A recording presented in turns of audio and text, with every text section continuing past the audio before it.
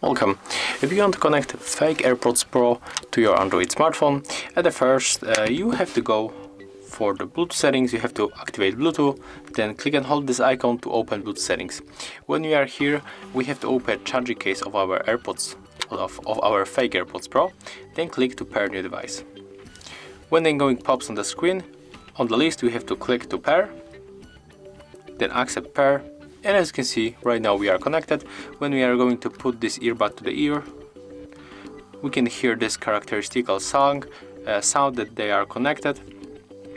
And of course, if these AirPods are not going to be pops on your list when you open the case, you can use this back button to move them into pairing mode. So you have to open the charging case, then click and hold this button until it blinks on the white color, and right now they should appear on the list also. So that's how you can connect fake AirPods Pro to your Android smartphone. Thank you guys for watching. Leave thumbs ups, comments and subscribe to our channel.